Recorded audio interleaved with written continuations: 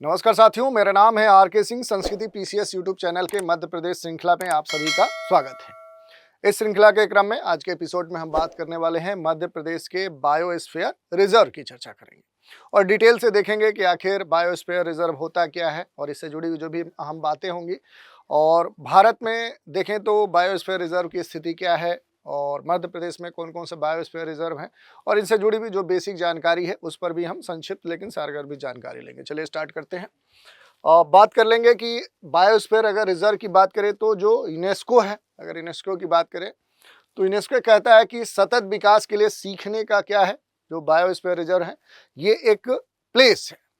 और एमएबी जो प्रोग्राम है उसके तहत देखेंगे तो नामित बायोस्फीयर रिजर्व को क्या बोला जाता है कि ये एक संरक्षित क्षेत्र है जहां पर पारिस्थितिकी तंत्र की जो सुरक्षा है, उसकी जो जैव विविधता है, उसके संरक्षण को प्रोत्साहित करने के लिए सतत विकास की जो भी पद्धतियां हैं उनको बढ़ाने के लिए खास तौर पे देखें तो इसकी स्थापना की जाती है और इसे 3 क्षेत्रों में विभाजित किया जाता है। कौन कौन से 3 क्षेत्र हैं आप सभी जानते हैं, कोर, बफर और ट्रांजिशन। तो उस पर हम आगे आएंगे। इसके अलावा आप देखेंगे तो ये विशेष पारिस्थितिकी क्षेत्र होते हैं जहां एक साथ कह सकते हैं या 3 कार्य साथ साथ होते रहते हैं। कौन कौन से कार्य होते हैं तो देखिए, ये विशेष जो इकोलॉजिकल कह सकते हैं कि रीजन होता है, यहाँ पर जो कंजर्वेशन है, जो संरक्षण है, कि खास तौर पे जो जैव विविधता है यानी कि जो बायोडाइवर्सिटी है,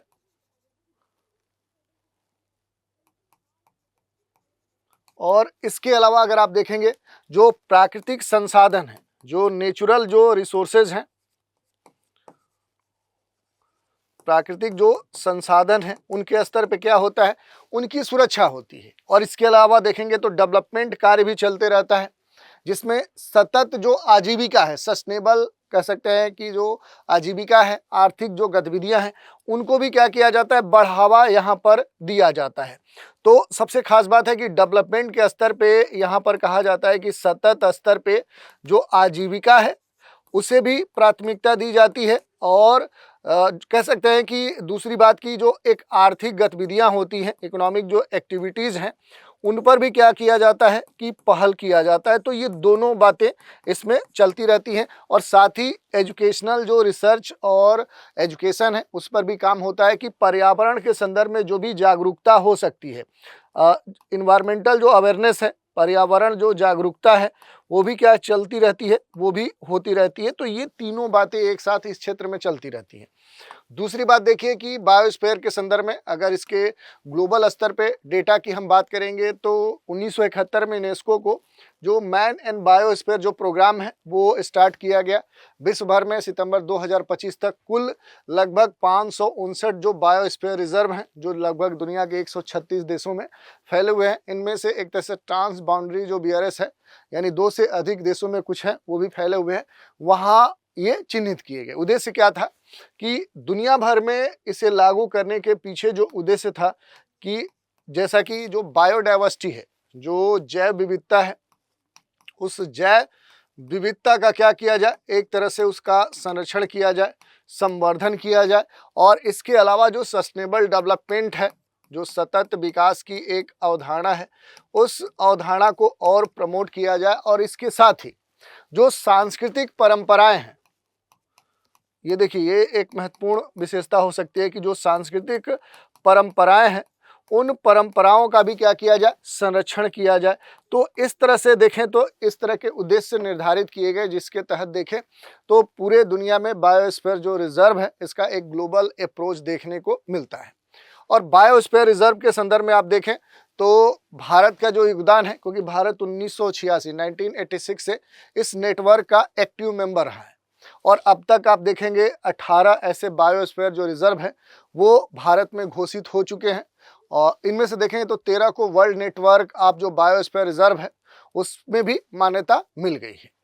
भारत के संदर्भ में अगर आप देखेंगे, भारत में जो भी बायोस्फीयर हैं उनके अगर महत्व की हम बात करेंगे कि भारत में जो बायोस्फीयर रिजर्व हैं आखिर उनका सिग्निफिकेंस क्या है, उनका महत्व क्या है, तो इनका बहुत महत्व हो सकता है। जैसे कुछ बिंदुवार हम बात कर लें। अगर हम पारिस्थितिकी और जैव विविधता के संदर्भ में देखें कि इनके जो महत्व हैं, तो देखिए सबसे खास बात क्या है कि अगर इकोलॉजिकल स्तर पे हम देखें, देखिए अगर इकोलॉजी के स्तर पे हम देखें तो सबसे खास बात क्या हो जाता है कि जो बायोडाइवर्सिटी है, उस बायोडाइवर्सिटी के कंजर्वेशन के दृष्टिकोण से क्या है कि ये महत्वपूर्ण हो जाता है, उसके संरक्षण के दृष्टिकोण से महत्वपूर्ण हो जाता है।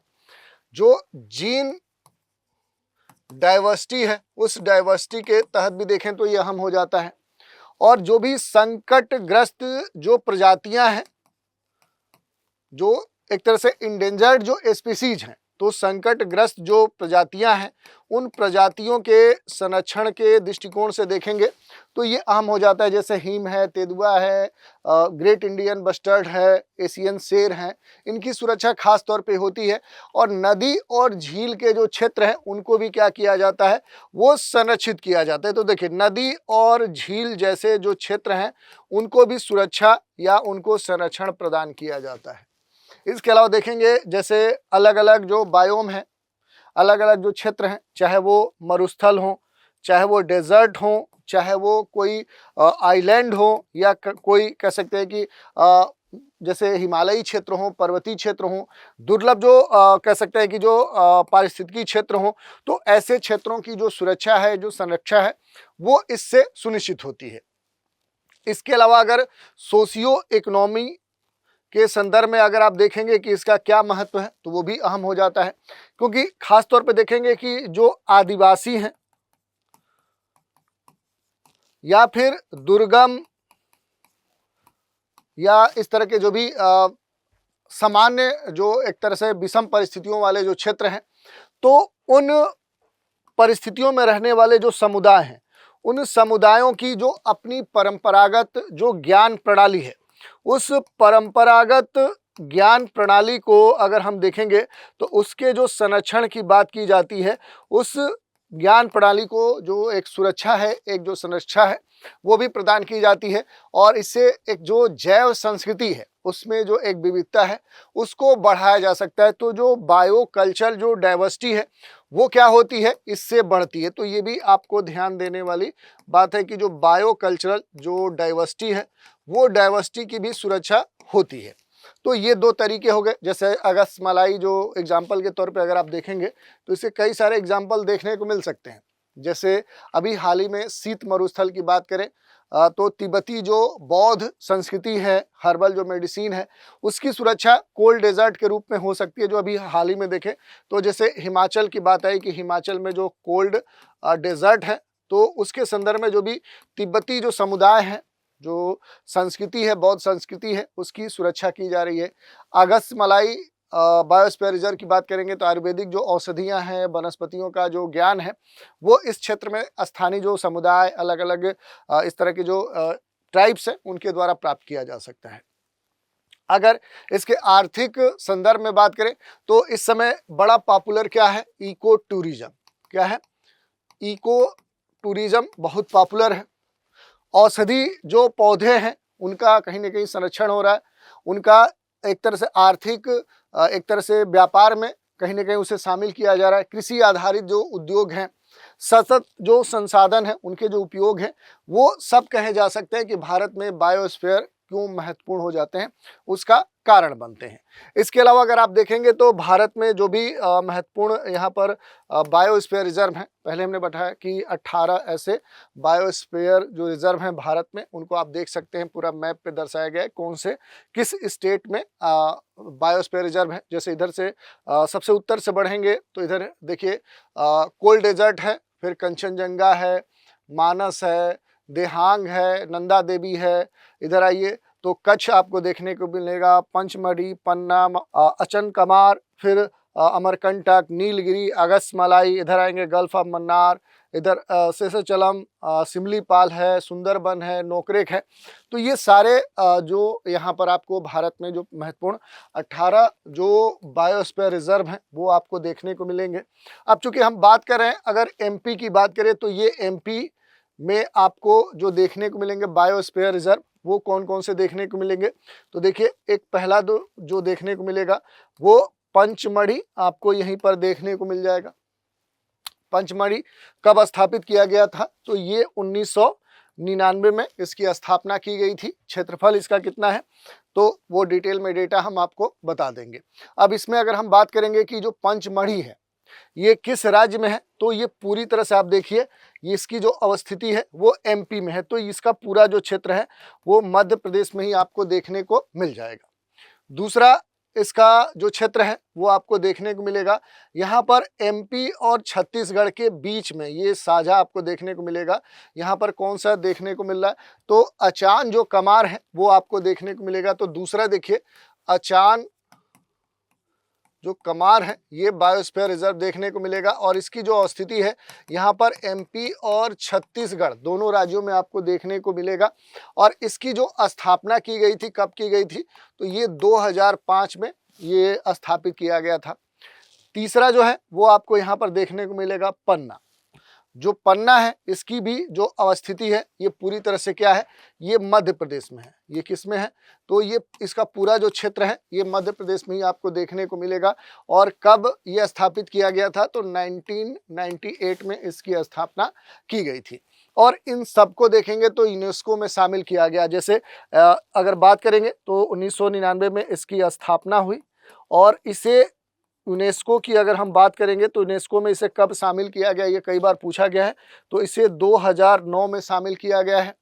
अगर दूसरा जो अचान कमार है इसकी अगर बात करेंगे तो इसे कब शामिल किया गया है यूनेस्को में, तो इसे 2012 में शामिल कर लिया गया है। और जो पन्ना है इसको कब शामिल किया गया है तो इसे यूनेस्को की अगर बात करेंगे तो इसे 2020 में शामिल कर लिया गया है। तो ये डेटा आपके लिए महत्वपूर्ण हो जाते हैं, इनको एक बार ठीक से देख लीजिएगा। तो एमपी में 3 जो बायोस्फीयर रिजर्व हैं उनकी हमने चर्चा कर ली, उनके बारे में बेसिक जो जानकारी है वो यहाँ पर हमने दे दी है, ठीक है। तो इसको भी आप देख सकते हैं, एरिया भी यहाँ पर दे दिया गया है। एक दो चीज़ें और हैं बेसिक स्तर पे, जो कंसेप्ट के स्तर पे, कि जो बायोस्फीयर रिजर्व है इसका जो एक वर्गीकरण किया जाता है इसके पूरे क्षेत्र की, तो वो जो वर्गीकरण होता है वो किस तरीके से किया जाता है। तो पूरे ये बायोस्फीयर रिजर्व है और इस पूरे क्षेत्र को क्या किया जाता है कि 3 क्षेत्रों में विभाजित किया जाता है। कैसे कैसे, तो जो सबसे केंद्र में होता है, सबसे अंदर जो होता है उसे हम क्या बोलते हैं, उसे हम बोल देते हैं कि वो क्या है, वो इसका कोर क्षेत्र है। और सबसे संरक्षित क्षेत्र होता है बायोस्फीयर रिजर्व का, अगर आप देखेंगे तो सबसे जो संरक्षित क्षेत्र होता है वो कोर रीजन होता है, क्योंकि सबसे अंदर होता है। और यहाँ पर अगर आप देखेंगे तो जो महत्वपूर्ण एक्टिविटीज़ अलाउ की जाती हैं उसमें आप देखेंगे कि जो वैज्ञानिक अनुसंधान है उसकी क्या होती है, उसका पूरा जो परमिशन है वो अनुसंधान करने की होती है। इसके अलावा अगर आप देखेंगे तो कोर रीजन में क्या होता है कि कोई भी जो मानवीय गतिविधि है, जो ह्यूमन एक्टिविटीज़ हैं वो क्या होती हैं, वो यहाँ पर अलाउ नहीं होती हैं। तो मानवीय गतिविधि की यहाँ पर क्या होती है, अनुमति नहीं दी गई रहती है। ये आपको ध्यान देने वाली बात है। उद्देश्य क्या होता है कोर रीजन का, तो देखिए इसका जो सबसे महत्वपूर्ण बात है कि जो इस बायोस्फीयर रिजर्व की जो जैव विविधता है उस जैव विविधता का पूरी तरह से क्या करना है, उसे संरक्षण प्रदान करना है। और इसी के उद्देश्य से ये कोर रीजन बनाया गया है। और कोर जो जोन है ये पारिस्थितिकी तंत्र का प्राकृतिक स्थिति को संरक्षित रखने में महत्वपूर्ण भूमिका निभाता है।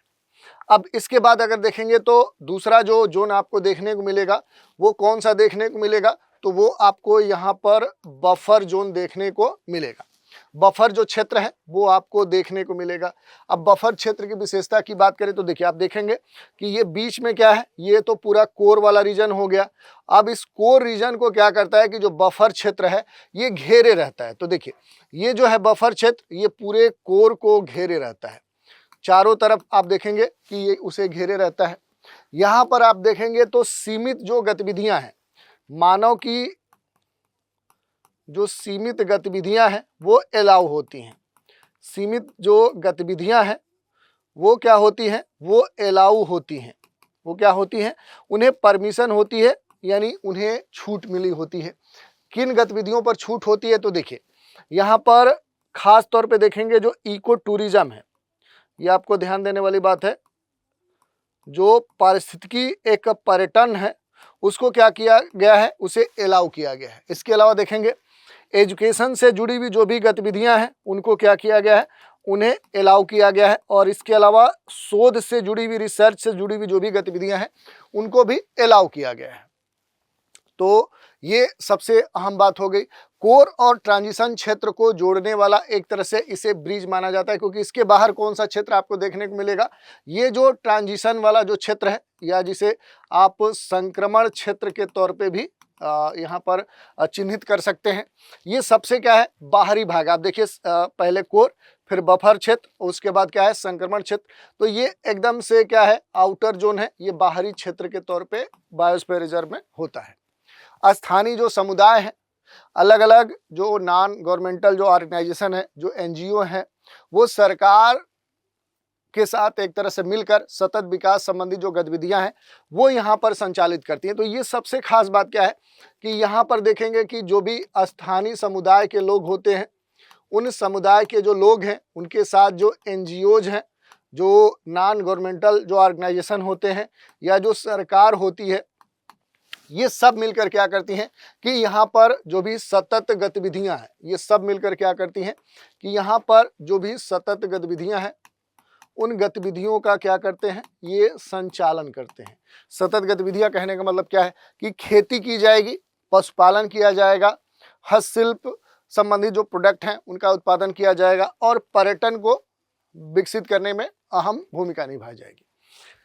अगर ट्रांजिशन क्षेत्र की बात करें कि इसका उद्देश्य क्या है, तो जैव मंडल जो आरक्षित क्षेत्र है उसकी जो अखंडता है वो बनाए रखते हुए जो भी सतत आजीविका है उसको और आगे बढ़ाना इसका महत्वपूर्ण उद्देश्य है। तो ये हमने बेसिक तौर पे देख लिया कि कहाँ पर कौन सा क्षेत्र है बायोस्फीयर रिजर्व में। तो सबसे अंदर कोर, उसके बाद बफर, फिर ट्रांजिशन रीजन होता है। 3 जोन में ये बटा होता है। वहाँ पर कौन कौन से एक्टिविटी अलाउ है और कौन से इनके पक्ष हैं, उन पर हमने बात कर ली। कुछ और भी फैक्ट हैं जिन पर आप बात कर सकते हैं। भारत का पहला जो बायोस्फीयर रिजर्व है वो नीलगिरी है। सबसे बड़ा जो है वो कच्छ गुजरात वाला बायोस्फीयर रिजर्व है। सबसे छोटा मेघालय का नोकरेक बायोस्फीयर रिजर्व है। यहाँ पर सबसे जो छोटा है वो 820 वर्ग किलोमीटर में है, और सबसे जो बड़ा है कच्छ वाला वो 12,454 वर्ग किलोमीटर में है। नया जो अभी बना है कोल्ड डेजर्ट हिमाचल प्रदेश में है। केवल द्वीपीय स्तर पे देखेंगे तो ग्रेट निकोबार, अंडमान निकोबार वाला बायोस्फीयर रिजर्व है। ट्रांस हिमालयी क्षेत्र वाला जो पहला है वो शीत मरुस्थल जो बायोस्फीयर रिजर्व एक तरह से चिन्हित किया गया है 2025 में, वही इसमें आता है। तो इस तरह से आज हमने अपनी इस श्रृंखला के क्रम में, आज के एपिसोड में हमने जो बायोस्फीयर रिजर्व हैं उनके बारे में, उनसे जुड़ी जो भी बेसिक जानकारी उस पर हमने बात कर ली, और एमपी में कौन कौन से बायोस्फीयर रिजर्व हैं, उनकी विशेषता क्या है, बायोस्फीयर रिजर्व का वर्गीकरण कैसे होता है, या इससे जुड़ी हुई जो भी अहम बातें हैं उन पर हमने चर्चा की। तो आज के एपिसोड में इतना ही। आप सभी हमारे साथ बने रहें, इसके लिए धन्यवाद।